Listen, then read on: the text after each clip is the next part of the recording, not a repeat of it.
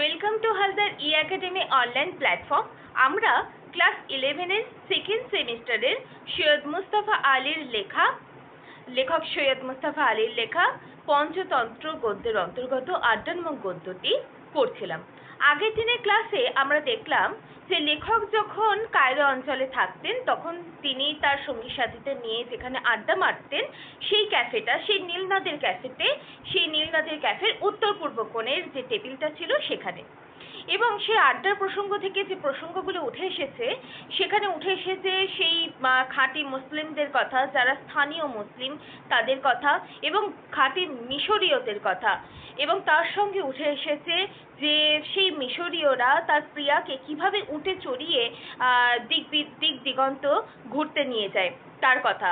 এবং যে প্রসঙ্গটা আরও এসেছে সেই আড্ডা থেকে, যে কবি বলছেন যে ট্রামে উঠলে ঝাঁকুনিতেই যার বমি পায় সে আবার উঠবে সেই বেদুইনদেরকে মারবে। এই যে প্রসঙ্গটা, সেই প্রসঙ্গ থেকে কবি বলছে তবা তবা, সে অবাক হচ্ছে। এই বিষয়টাও কিন্তু আমরা দেখতে পেয়েছিলাম, এবং আমরা দেখতে পেয়েছিলাম যে আরও যখন তার সেই কায়রো অঞ্চলে তিনি থাকতেন, সেই কায়রো অঞ্চলে থাকাকালীন তিনি কোথায় থাকতেন, সেই যে নীল নদের যে ক্যাফে ছিল, সেই ক্যাফের যে গায়ে লাগা বাড়িটি ছিল সেই বাড়িতেই কিন্তু লেখক সৈয়দ মুস্তাফা আলী থাকতেন। এবং আড্ডা গদ্যের মাধ্যমে আমরা জানতে পারি যে তিনি সকাল সন্ধ্যে কিন্তু কফি খাওয়ার জন্য যেতেন। এবং এরকমই একটা দিন যখন তিনি খেতে গেছিলেন কফিটা, তখন তিনি দেখেছিলেন যে তার যে সামনের যে টেবিলটা সেখানে তারা নিমিত্ত মাত্র শুধু কফিটা নিয়েছেন, কিন্তু তাদের মূল উদ্দেশ্যই হচ্ছে আড্ডা দেওয়া। কারণ কায়রোর সঙ্গে বাঙালি জাতির আড্ডার যে তুলনা, সেই তুলনাটা তো আমরা আগেই পেয়েছি। কায়রো যাত্রীরা বাড়িতে আড্ডা দিতে পারে না, আড্ডা দিতে গেলেই বাড়ির যে গিন্নেরা তারা বলে ওঠেন যে কালো পোড়ামুখ মেনসেরা তোরা যেতে পারিস না বাড়ি থেকে। তো এই কথা ইঙ্গিতে বা অভ্যাসের দাসে বা বলেই দেন, কিন্তু যদি বাইরে তারা আড্ডা দিতে চান তাহলে সেই সমস্ত কিছু প্রসঙ্গ কিন্তু আমরা দেখতে পেয়েছিলাম না। ফলে তারা ঘন্টার পর ঘন্টা আড্ডা দিতে পারতেন। এবং সেই নীলনদের ক্যাফেতে এসে যখন কবি লেখক সৈয়দ মুস্তাফা আলী যখন কায়রো প্রদেশে গিয়ে যখন কফি খাচ্ছেন অভ্যাসবশত সকাল সন্ধ্যে যেরকম তিনি যেতেন, সেখান থেকে আমরা দেখতে পাই যে তিনি আড্ডাবাজদের কথা কিন্তু প্রসঙ্গ কিন্তু এনেছেন। এবং আড্ডাবাজদের প্রসঙ্গ আনতে গিয়ে তিনি এই কথাটাই বলেছেন যে তারা কফি নিমিত্ত মাত্র শুধু সেই ক্যাফেতে বসতে দেওয়ার জন্যই শুধু নিয়েছেন, কিন্তু তাদের মূল উদ্দেশ্য গল্প করা, আড্ডা দেওয়া। তারা এক কথায় গল্পবাজ বা আড্ডাবাজ। এবং তিনি বলেছেন যে সেই টেবিলের যারা আড্ডা দিচ্ছিল তাদের সঙ্গে কবির যে চক্ষু বিনিময়, সেই চক্ষু বিনিময়টা কেমন, যে শ্রী রাধা এবং শ্রীকৃষ্ণ বা শ্রীহরির যে প্রেমালাপ বা প্রেমের দৃষ্টি, বা লাইলি মজনুর যে প্রেমের দৃষ্টি, এই সমস্ত প্রসঙ্গ কিন্তু এসেছে। এবং বলেছে যে সব থেকে প্রিয় দিন বা পবিত্র দিন কোনটি, যেদিন প্রথম বলা হয়েছিল যে আমি তোমাকে ভালোবাসি। এই যে মুহূর্ত, সেই মুহূর্তটাকেই বলা হয়েছে ব্রহ্ম মুহূর্ত। সেই মুহূর্তটা খুব ক্ষণিকের হয়, সেই মুহূর্তটা খুব অল্প সময়ের জন্য হয়, বলা ভালো যে এক পলকের নিমিত্ত মাত্র সেই সময়। তো এইটুকু আমরা আগের দিনের ক্লাসে পড়েছি। আজকে আমরা আড্ডা থেকে আরও একটি ক্লাস করব। তো চলো ক্লাসটি শুরু করা যাক। আচ্ছা, তো আমরা আগের দিন দেখতে পেলাম যে সেই আড্ডাবাজদের সঙ্গে যখন লেখক সৈয়দ মুস্তাফা আলীর যখন দৃষ্টি বিনিময় হচ্ছে সুরসিক পাঠকদের জন্য, তিনি বলছেন যে শ্রীহরি বা শ্রী রাধিকার যেমন চক্ষু বিনিময়, বা ইউসুফ জুলেখার বা লাইলি মজনুর কি করে তারা চারি চক্ষু বা চারটে চোখ কিভাবে তারা বিনিময় করেছিল, সেরকম কি ব্যাকুলতা, কি প্রভৃত তৃষা, কি মহা ভবিষ্যৎ প্রগ্রাহ স্বপ্ন, সুখ স্বপ্ন, এই সমস্ত কিছু আমরা দেখতে পাই। এবং তার সঙ্গে দেখতে পাই একটি ফরাসি কবির যার কথা বারবার উঠে এসেছে, সেই ফরাসি কবি বলেছেন যে প্রেমের সব থেকে মহান দিবস কোনটি বা মহান দিন কোনটি না, যেই দিন বলেছিল যে প্রথম আমি তোমাকে ভালোবাসি। এই যে তত্ত্বটা, যে হৃদয়ঙ্গম, সেই হৃদয় থেকে উঠে আসা যে তত্ত্ব, সেই তত্ত্বটা থেকে আমরা দেখতে পাই যে সেটাই হচ্ছে ব্রহ্ম মুহূর্ত। সেই মুহূর্তটা খুব কম সময়ের জন্য, খুব ক্ষণিকের জন্য আসে সেই মুহূর্তটা। এরপর আজকে আমরা এখান থেকে ক্লাসটা শুরু করব। দেখো কি বলছে, বলছে তাবা, তুলসী, গঙ্গা জল নিয়ে আসুন, স্পর্শ করে বলবো 3 লহমাও লাগেনি। এই ব্রাত হবে না, এই ব্রতর উপনয়ন হয়ে গেল। উপনয়ন মানে হচ্ছে পৈতে। বেদ, এই উপনয়ন মানে হচ্ছে আমরা যেটাকে ব্রাহ্মণ ধর্মে বলি উপনয়ন করানো, মানে হচ্ছে তার পৈতে করানো, সেই প্রসঙ্গটা। বেদ, শাখা, ঋষি স্থির হয়ে গেলেন। সোজা বাংলাই বলে জাতে উঠে গেল। বলছে দেখো যে তুলসী আনতে, গঙ্গা জল নিয়ে আসতে, স্পর্শ করে কিছু বলবার কথা বলা হয়েছে, এবং এক লহমাও, একটা সময়ও, একটা মিনিটও লাগেনি, এক লহমাও লাগেনি। এই যে ব্রত, এই ব্রতের যে উপনয়ন সেটা হয়ে গেল, মানে হচ্ছে তার পৈতে হয়ে গেল। বা আমরা বলতে পারি যে সেই ব্রতটা সেটা শুরু হয়ে গেল। বেদ, শাখা, ঋষি স্থির হয়ে গেলেন।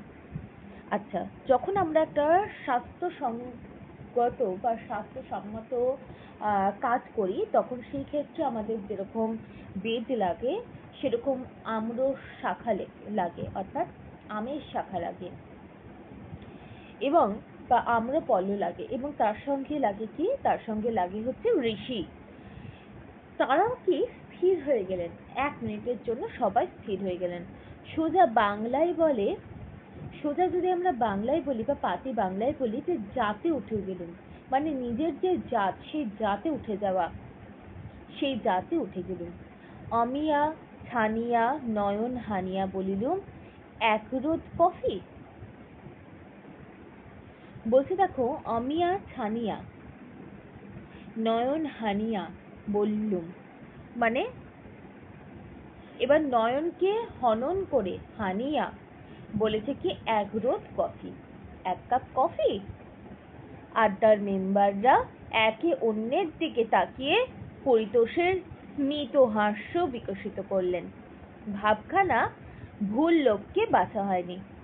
বলছে যারা আড্ডা দিতে এসেছিল, যাদের সঙ্গে লেখকের চক্ষু বিনিময় হলো, তাদের সঙ্গে কি হলো, তারা 1 কাপ কফি নিয়েই কেবল কি করেছে, আড্ডাটা শুরু করে দিয়েছে। কারণ তাদের মূল উদ্দেশ্য তো আড্ডা দেওয়া, কারণ তারা তো বাঙালিদের মতো ঘরে বাইরে দুটো জায়গায় তো আড্ডা দিতে পারে না। সেই জন্য কায়রোবাসীরা আড্ডা দেয় বিভিন্ন ক্যাফেতে গিয়ে। তো সেই ক্যাফেতে গিয়ে বলছে 1 রোদ কফি, মানে 1 কাপ কফি কেবল। এই যে মানে 1 রোদ, এই যে ল্যাঙ্গুয়েজটা, এই যে ভাষাটা, সেই ভাষাটা কেমন ভাষা না, আমরা বলতে পারি যে কায়রো প্রদেশের স্থানীয় ভাষা, আঞ্চলিক ভাষা। সেই আঞ্চলিক ভাষাটা লেখক সিরাজ মুস্তাফা আলী যেহেতু বহুভাষিক ছিলেন, তাই তার গদ্যে স্থান পেয়েছে। আড্ডার মেম্বাররা এবার একে অন্যের দিকে স্মিত, মানে খুব অল্প পরিসর হেসেছেন, হেসে বিকশিত হয়েছেন, এবং নিজেরা হেসে কি করেছে, বিকশিত হয়েছে। ভাবখানা ভুল লোককে বাছা হয়নি। ভাবখানা এমন করছেন যেন ভুল লোককে বাছা হয়নি, ঠিক লোককেই ঠিক কোশ্চেনটা করেছে। ক্যাফের ছোকরাটা পর্যন্ত ব্যাপারটা বুঝে গিয়েছে। ক্যাফের যে নীল নদীর যে ক্যাফেটা ছিল, তার যে ছোকরা, তার যে সেখানে হয়তো কাজ করে বা সেখানে হয়তো মালিক, সেও যেন বুঝতে পেরে গেছে ব্যাপারটা, বিষয়টা। আমার ছন্নছাড়া ভাবটা তার চোখে বহু পূর্বেই ধরা পড়েছিল। এই যে আমার যে ছন্নছাড়া জীবন, কারণ কি হয় যে আমরা যখন নিজের স্থানীয় অঞ্চলে থাকি বা জন্মভূমিতে থাকি, তখন আমাদের প্রচুর পরিমাণে সঙ্গী জুটে যায়, তাই না? এবং সেই সঙ্গী বশতই আমাদের এত বন্ধু বান্ধব থাকে, বা আমরা বলতে পারি দাদারা থাকেন, যাদের সাথে আমরা নির্দ্বিধায় কিন্তু বেড়াতে পারি, খেতে পারি। এবং সেই সূত্র ধরেই আমরা বলতে পারি যে আমরা হয়তো কোথাও ঘুরতে গেলে, স্থানীয় অঞ্চলের মধ্যে কোথাও ঘুরতে গেলে আমরা কারোর একটা সঙ্গী পেলে তার সঙ্গে চলে যাই। কিন্তু লেখক তো নিজের স্থানীয় জায়গায় নেই। লেখক আছে কায়রো প্রদেশে, তার জন্মভূমি থেকে অনেকটা দূরে, এবং সেখানে তার যে জীবনটা, তাকে তো একা একাই ঘুরতে হয়, তাকে একা একাই বেরোতে হয়। সেই যে ছন্নছাড়া বা যার সঙ্গে যখন আলাপ হয়, সে যদি যেতে রাজি হন তাহলে তার সঙ্গে যান। ফলে সেই যে ক্যাফের যে ছোকরাটা প্রত্যেক দিন যিনি দেখেন, তাকে বলছে, সেও যেন ব্যাপারটা বুঝে গেছে যে আমার ছন্নছাড়া ভাবটা তার চোখে বহু পূর্বেই, মানে বহু আগেই ধরা পড়েছিল। রোদ পরিবেশন করার সময় নীলনদ ডেল্টার মতো মুখ হাঁ করে হেসে, আমি যে অতিশয় ভদ্রলোক, অর্থাৎ জোর টিপস দিই, সেই কথাটা বলে আড্ডার সামনে আমার কেস রেকমেন্ড করলো। বলছে এবার ওই যে ক্যাফের যে ছোকরাটা, সেই ছেলেটা, সে কি করছে, সে এবার বলে দিয়েছে যে তার যে ছন্ন ছাড়া জীবনের কথা, যে তিনি একাই আসেন সকাল সন্ধে, এবং এসে বিভিন্ন জায়গার আড্ডা দেখেন, সেই আড্ডার পরিবেশ শোনেন। অর্থাৎ তার জীবনের যে ছন্নছাড়া জীবন, সেই ছন্নছাড়া জীবনের যে ভাব, এবং তার সঙ্গে সেটা তো বহু আগেই ধরা পড়েছিল সেই ক্যাফের ছেলেটির। তো বলছেন যে রোদ পরিবেশন করার সময়, অর্থাৎ সেই হয়তো তাদের যে কাপ, সেই কাপটাকে আমার মনে হয় বলা হয় যে রোদ। তো যখন তিনি রোদ পরিবেশন করছেন, কফি পরিবেশন করছেন, তখন তার যে মুখের আকৃতিটা কেমন থাকে, নীলনদের ডেল্টার মতো বদ্বীপপূর্ণ থাকে। এবং দেখতে পাওয়া যায় যে আমরা ডেল্টা তাকেই বলি যে হয় কিরকম না, যে হয় হচ্ছে ডেল্টা মানে হচ্ছে বদ্বীপ, তার মুখের আকৃতি অনেকটা সেরকমই থাকে। এবং কবি বা লেখক তার সেই ছোকরাটির হাতে জোর করে টিপস দেন, জোর করে কি দেন, জোর করে টিপস দেন। এবং সেই কথাটা বলেই আড্ডার সামনে কেস রেকমেন্ড করলেন। সেই ছোকরাটা কেস রেকমেন্ড করা মানে হচ্ছে তিনি বললেন, ব্যাখ্যা করলেন এই বিষয়টা। জন্য তারা লাগিয়ে বললেন, যা যা ছোড়া, মেলা জ্যাঠামো করিস নে। এই যে জ্যাঠামো, এটা আমরা যখন ফার্স্ট সেমিস্টারের বিড়াল পড়ছিলাম, কমলাকান্তের প্রসঙ্গে, কমলাকান্তর সঙ্গে যখন বিড়ালের যে কথোপকথন আমরা দেখছিলাম, তখনও কিন্তু এই ব্যাপারটা আমরা লক্ষ্য করেছিলাম। এই জ্যাঠামো, এই যে ল্যাঙ্গুয়েজটা বা এই যে ভাষাটা যেন আমরা পেয়েছিলাম।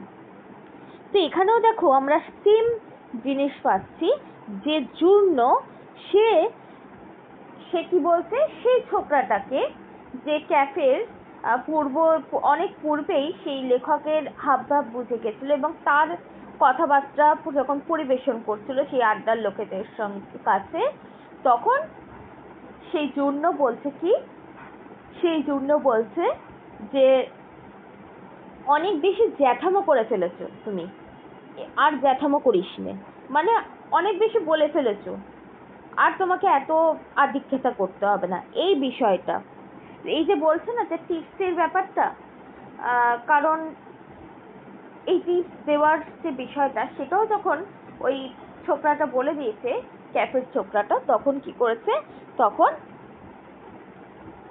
জন্য সে তড়িঘড়ি করে বলছে যে আর বেশি জ্যাঠামো করিস নে।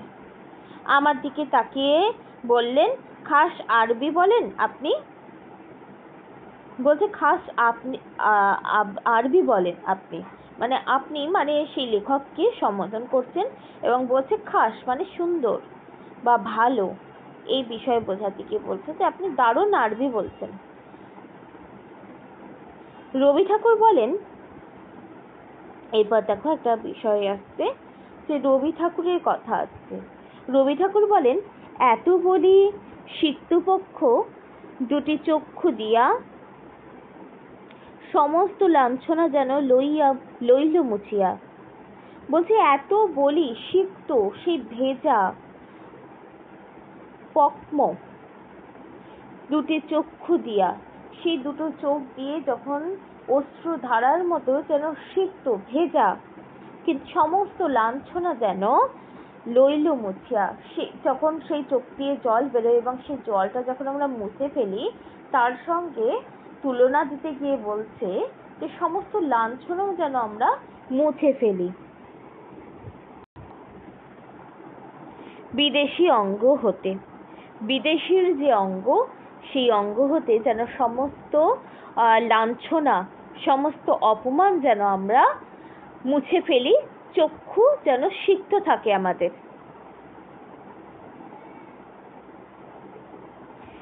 ঠিক সেই ধরনে আমার দিকে তাকিয়ে জূর্ণ যেন আমার প্রবাস লাঞ্ছনা এক থাবড়াই ছেড়ে ফেললেন আমার অঙ্গ থেকে।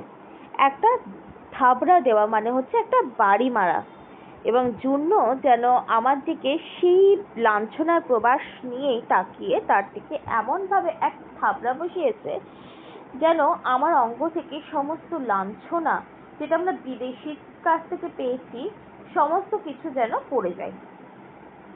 এই বিষয়টা এখানে একটা গভীর ভাবমর্ম আছে। দেখো, আমরা যদি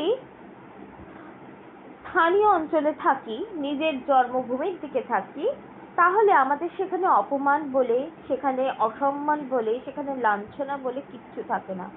কিন্তু যে মুহূর্তেই আমরা নিজের জন্মভূমি ত্যাগ করে অন্য কোথাও চলে যাই, তখনই কি হয়, তখনই কিন্তু আমরা দেখতে পাই যে সেখানের মানুষের সঙ্গে আমাদের জন্মভূমির মানুষের যে পার্থক্য, সেই বিদেশিরা যেন চোখে আঙুল দিয়ে দেখিয়ে দেন, এবং সেখানে সেই যে জন্মভূমি থেকে আসা মানুষটির যেন একটি কি হয়, অপমান হয়, অসম্মান হয়।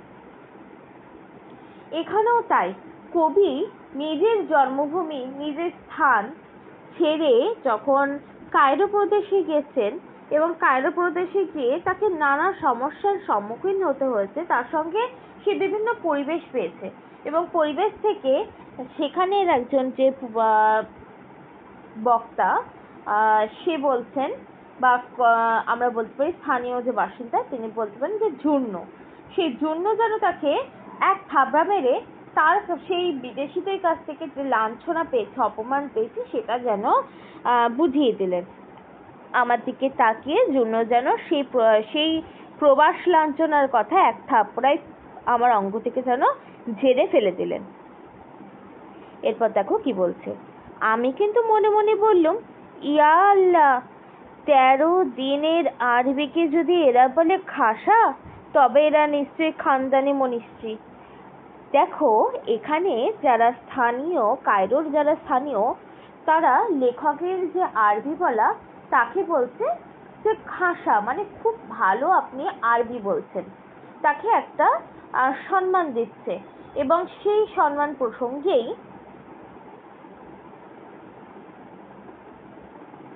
কবি বলছেন, দেখো, যে হে আল্লাহ, মানে আল্লাহকে ডাকছেন, এবং ডেকে বলছেন যে হে আল্লাহ, আমি এই 13 দিন ধরে কায়রো প্রদেশে আছি, এই 13 দিন থেকে শেখা আমার আরবি শুনে যদি এরা বলে যে খাসা আরবি বলছি, তাহলে এরা কি না, এরা হচ্ছে মনীষী, এরা এক একটা খানদানি মনীষী, মানে এরা নিশ্চয়ই, মানে সেই আমরা বলি না যে তুমি অনেক বেশি এই ল্যাঙ্গুয়েজ সম্পর্কে বা এই ভাষা সম্পর্কে জানো। যেমন আমরা বাঙালিরা পুঙ্খানুপুঙ্খভাবে বাংলা যেমন জানি, সেরকম অনেক অর্থ কিন্তু জানিও না। কিন্তু একজন বিদেশি যে ইংলিশ বা হিন্দিতে অভ্যস্ত, সে সেই সাধারণ বাংলাটা বুঝতে কিন্তু তার টাইম লাগবে। কিন্তু তার মধ্যে ব্যতিক্রমবশত কেউ যদি 13 দিন ধরে এসে সেই বাংলাটা ঠোঁটস্থভাবে বলতে পারে, তাহলে আমরা যে স্থানীয় বাঙালিরা যারা মোটামুটি বাংলা বুঝি, বাংলা পড়ি এবং বাংলা লিখতে পারি, তারা কি করি? তারা বলি যে তুমি খুব খাসা বাংলা বলছো। সেরকমই ব্যাপারটা ঘটেছে সৈয়দ মুস্তফা আলীর সঙ্গে। সৈয়দ মুস্তফা আলী যতই বহুভাষিক একজন কবি বা লেখক হন না কেন,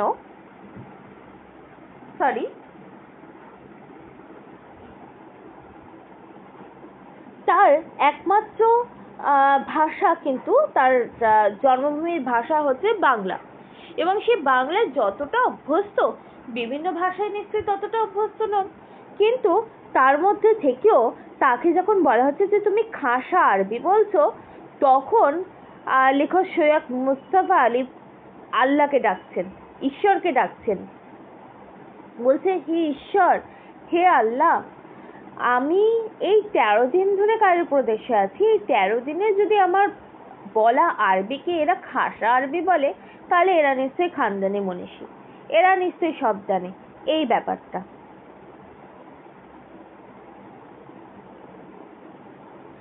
করজোড়ে বলল, ভারতবর্ষের নীতি সত্য বলবে।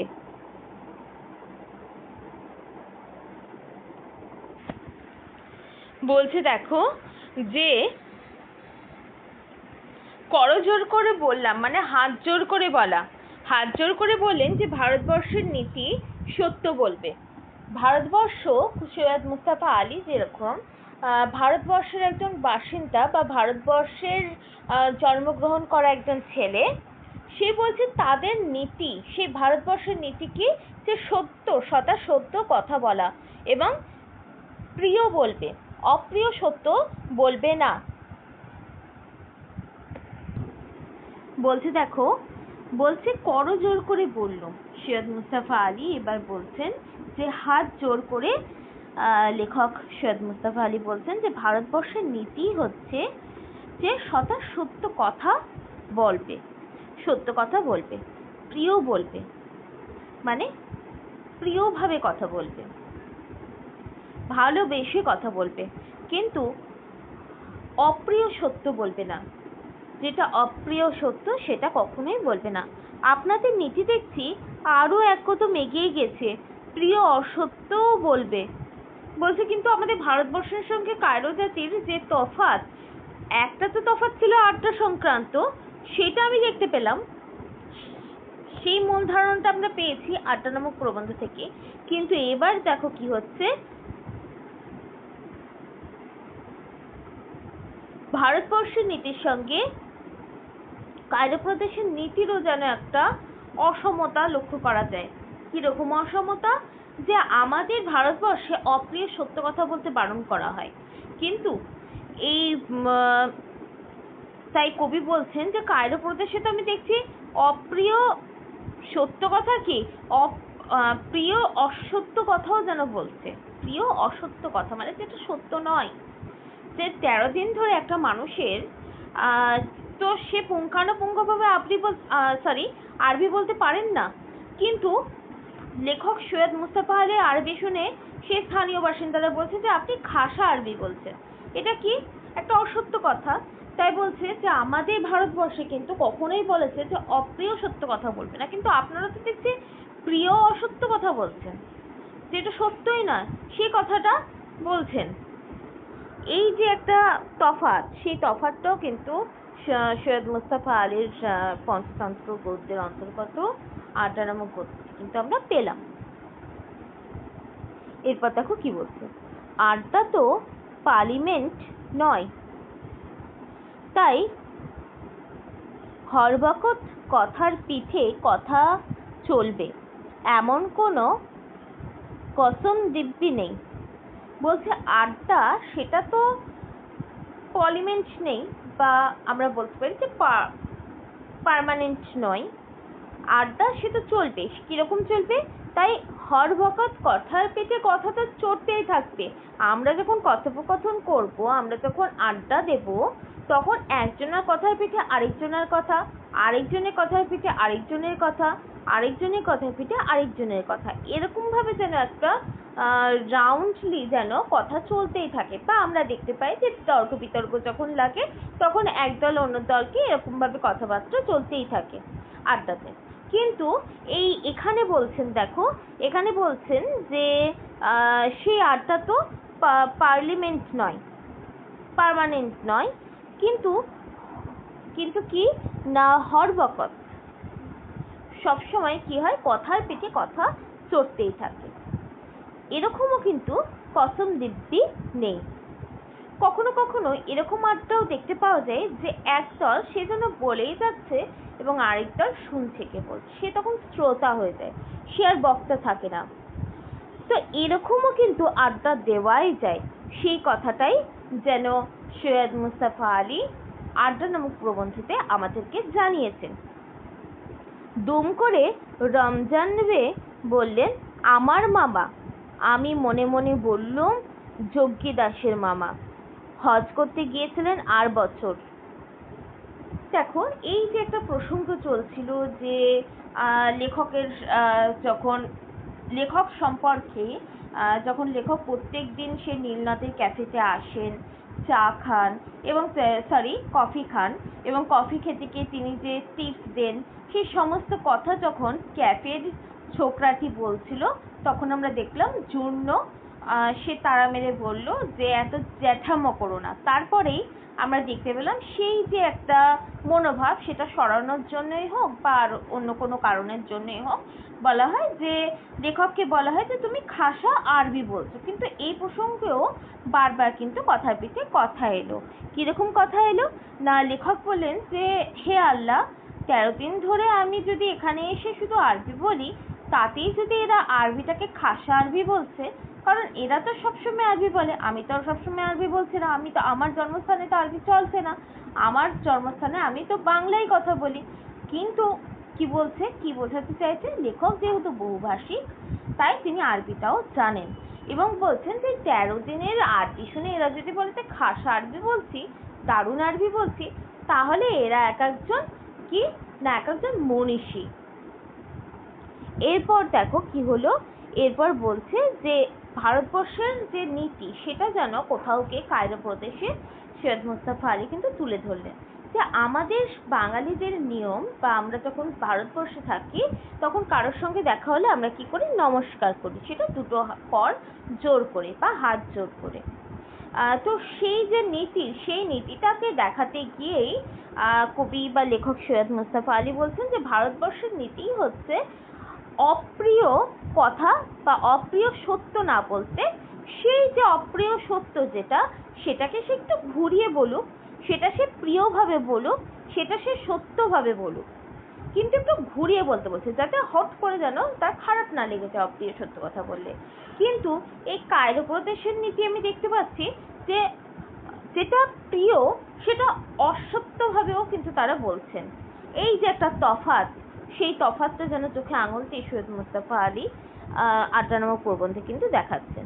এবং তার সঙ্গে এটাও বলছেন যে আড্ডাতে যখন আড্ডাটা আসলেই হচ্ছে কথার পিঠে কথা, কথার পিঠে কথা, সেরকম যেমন হয়, আবার কখনো কখনো কি হয়, কথার পিঠে কথাও কিন্তু নাও চলতে পারে। সেরকম কসম দিব্যিও নেই যে আমাদের কথার পিঠে কথা বলতেই হবে আড্ডা মারতে গেলে, সেই কথাটাও নেই। কখনো কখনো আমরা শুধুমাত্র শ্রোতাও হয়ে যায়, আমরা কিন্তু বক্তা থাকি না। এবং সেই প্রসঙ্গ থেকেই হঠাৎ করে দেখো রমজান ডে একজন যে সেখানকার স্থানীয়, কায়রোর স্থানীয় একজন ব্যক্তি, যার প্রসঙ্গ আমরা এর আগেও পেয়েছি, সেই প্রসঙ্গ অনুপাতে দেখো বলছে যে রমজান ডের যে মামা, তার মামা কোথায় গেছিলেন, তার মামা গেছিলেন কোথায় না, হজ করতে গেছিলেন। আমাদের এই বাংলা থেকে, ভারতবর্ষ থেকে অনেকে হজ করতে যান, আশেপাশ থেকেও তারা আসেন। সেরকমই দেখো কায়রো প্রদেশ থেকেও এই যে রমজান বের যে মামা, সেও কিন্তু হজ করতে গেছিলেন। এবং সেই যে রমজান বের মামাকে সৈয়দ মুস্তাফা আলী মনে মনে কি কি মামা বলেছে না, যোগ্যী দাসের মামা বলেছে। আচ্ছা, এরপর দেখো কি বলছে, সেখানে জন কয়েক ভারতীয়র সঙ্গে তার আলাপ হয়েছিল। এবার কি, এই হজ করতে যাওয়ার প্রসঙ্গে যদি আমরা একটু কথা বলি তাহলে আমরা বুঝতে পারবো। দেখো যে এই যে হজ, সেই হজে যাওয়ার বিষয়টা কিন্তু বেশিরভাগটাই কি থাকে না, ভারতবর্ষের লোকেরা হজ করতে বেশি যায় এবং আশেপাশ থেকেও অনেকে যায়। এবং যখন আশেপাশ থেকে কোনো লোক যায় হজ করতে, তখন তার সঙ্গে কাদের আলাপ হওয়ার কথা না, সেই ভারতবাসী আলাপ হওয়ার কথা, কারণ তারা তো যায়। যদি আমি ধরি যে 100 জন লোক হজে যাচ্ছে, তার মধ্যে 60টাই ভারতীয় থাকে, 40টা হয়তো বাইরের থাকে। সেরকমই বলছে। দেখো যে এই যে কায়রো প্রদেশ থেকে যিনি রমজান বে, তার যে মামা, সে তো কায়রোর বাসিন্দা। সে কি করেছে, সে ভারতবর্ষে গিয়ে সে সেখান থেকে হজে গেছিল এবং হজ করতে গিয়ে ভারতীয়র সঙ্গে তার কিন্তু আলাপ হয়, তার কিন্তু পরিচয় হয়। তারা নাকি 5 ওয়াক্ত নামাজ পড়তো আর বাদবাকি তামাম দিন রাত এক চায়ের দোকানে বসে কিচিরমিচির করতো। এবং আমাদের যে কালচার, সেই কালচারে, সেই ভারতবর্ষের কালচারে দেখো কি আছে, 5 ওয়াক্তের নামাজ আছে, 5টা টাইমের নামাজ আছে। একটা ভোরবেলায় যেরকম তারা নামাজ পড়ে, আবার আমরা দেখতে পাই যে সকাল 12টা, দুপুর 12টার দিক করে বা 1টার দিক করে তারা আবার নামাজ পড়ে। আবার তারা, আমরা দেখতে পাই যে বিকেলবেলার দিক করে একটা নামাজ পড়ে, আবার সন্ধেবেলা একটা নামাজ পড়ে, আবার রাত্রের বেলা একটা নামাজ পড়ে। তো এই যে একটা সারা দিনে যে ইষ্ট বা ঈশ্বরকে ডাকার যে সার্কেল ওয়াইজ যে ডাকা, যে কিছুটা সময় পর পরই সেই যে ঈশ্বরের যে আরাধনা করা, সেই কথাটাই যেন এখানে তুলে ধরেছেন এবং বলছেন যে আমাদের দেশে 5 ওয়াক্তের নামাজ পড়ে, 5টা ভাগে, 5টা সময়ে, 5টা টাইমে যেন তারা নামাজ পড়ে এবং বাদবাকি কি করে, তামাম। দেখো তামাম হচ্ছে, আমরা বলতে পারি যে তামাম শব্দের অর্থই হচ্ছে উদার। ঠিক আছে, এই যে তামামের যে প্রসঙ্গটা এলো, দেখো এখানে আমরা দেখতে পেলাম তামাম শব্দের অর্থটা আমরা লিখি। দেখো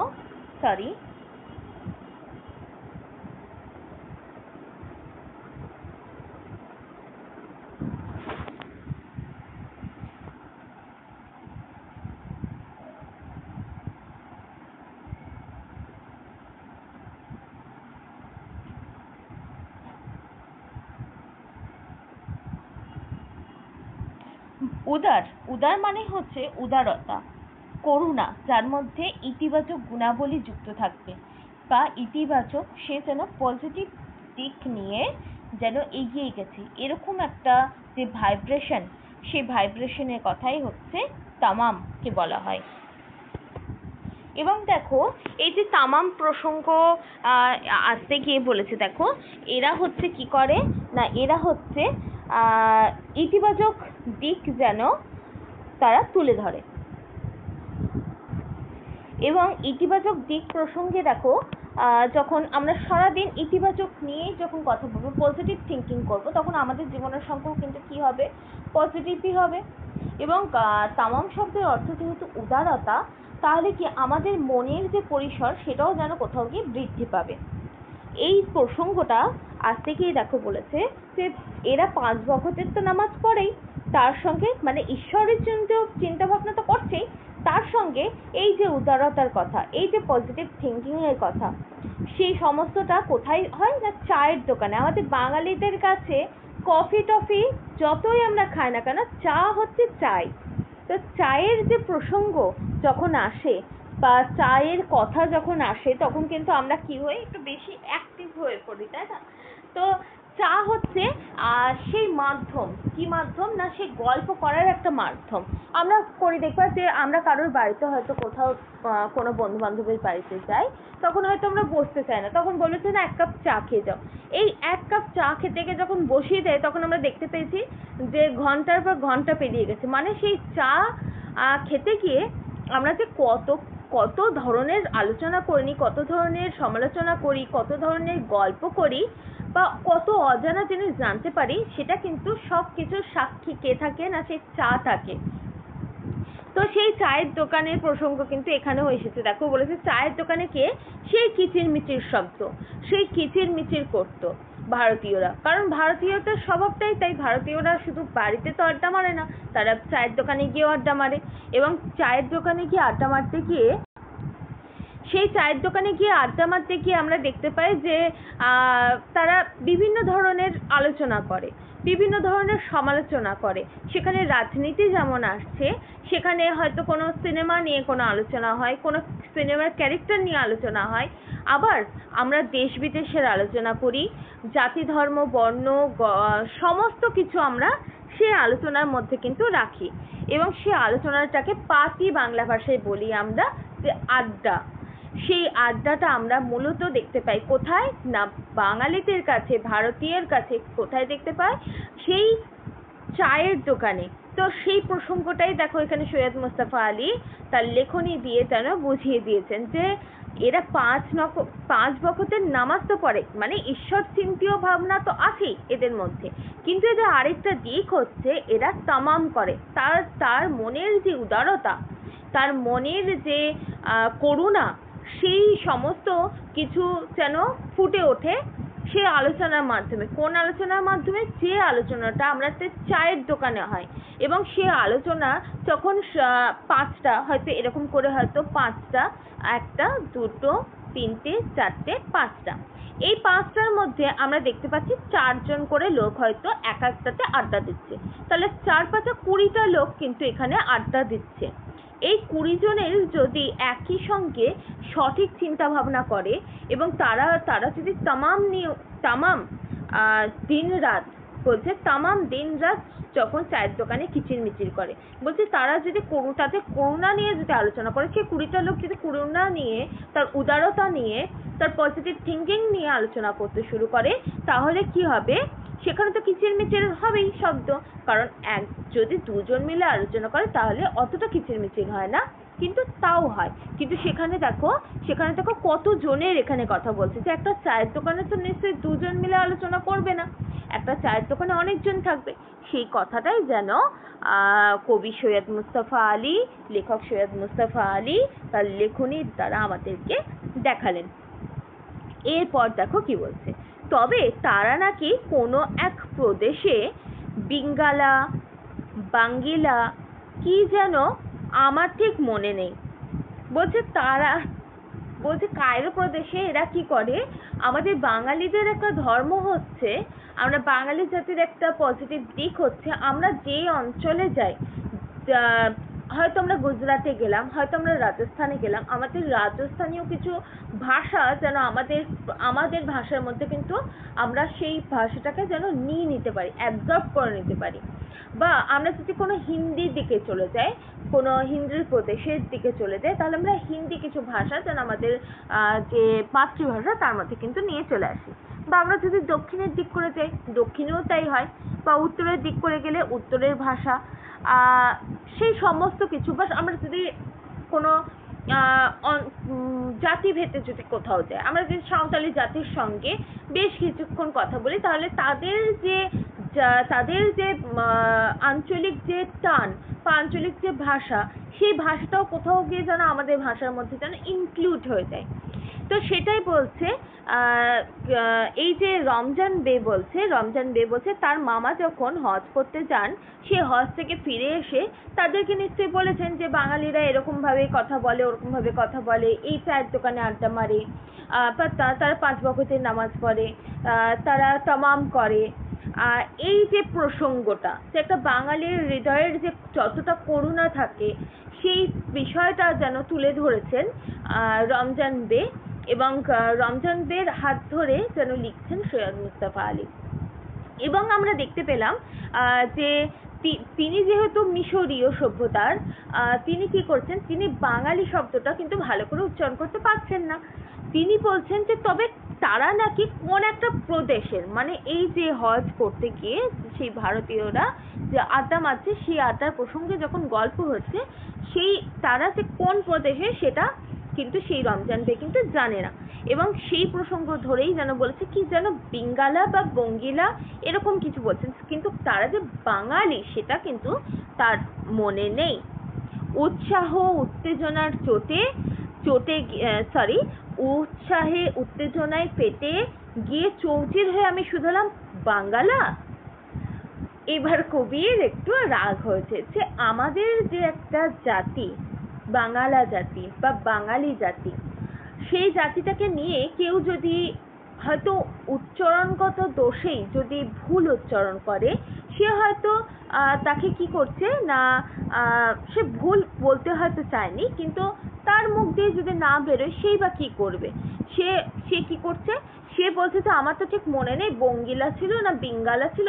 এই যে একটা বিকৃতি করা, সে বিকৃতিটা যেন সৈয়দ মুস্তাফা আলী কিন্তু নিতে পারলেন না, এবং নিতে পারলেন না বলেই কিন্তু তিনি বলছেন দেখো উৎসাহে এবং উত্তেজনায় একটা নিজের যে স্থানীয় এলাকা, সেই স্থানীয় এলাকা সম্পর্কে কেউ যদি কোনো কথা বলে সেখানে আমাদের আলাদাই একটা যেন ইমোশন জড়িয়ে থাকে। তো আমরা যেখানটায় বসবাস করছি, যে অঞ্চলে থাকছি, আমরা যদি অন্য জায়গায় গিয়ে সেই অঞ্চলের কোনো কথা শুনতে পাই, তাহলে একটা আমাদের আলাদাই যেন উত্তেজনা সেখানে চলে আসে, সেখানে আলাদাই যেন ইমোশন চলে আসে। সেই ইমোশনটা এসেছেন কার মধ্যে? সেই ইমোশনটা এসেছে সেই সৈয়দ মুস্তাফা আলীর মধ্যে, এবং সৈয়দ মুস্তাফা আলী সেই প্রসঙ্গ ধরেই বলছেন যে শুধালাম মানে হচ্ছে জিজ্ঞাসা করা। হ্যাঁ, আমি এখানে লিখে দিচ্ছি, দেখো শুধালাম মানে হচ্ছে জিজ্ঞাসা করা।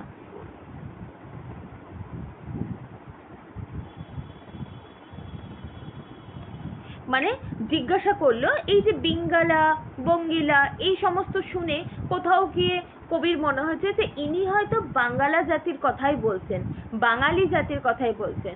তাই সেইটাকে কনফার্ম করার জন্যই যেন লেখক সৈয়দ মুস্তাফা আলী তাকে উত্তেজনার বশে উত্তেজিত হয়ে এবং উৎসাহের চোটে সে কি করছে, সেই সৈয়দ মুস্তাফা আলী যেন জিজ্ঞাসা করছে যে বাঙ্গালা, মানে ওকে জিজ্ঞাসা করছে বাঙ্গালা।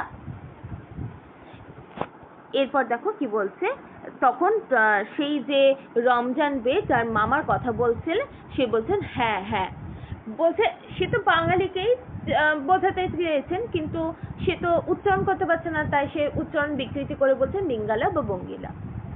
তো আজকের ক্লাসটি আমাদের এখানেই শেষ হচ্ছে। তোমাদের কোথাও অসুবিধা হলে তোমরা অবশ্যই কমেন্ট বক্সে কমেন্ট করো।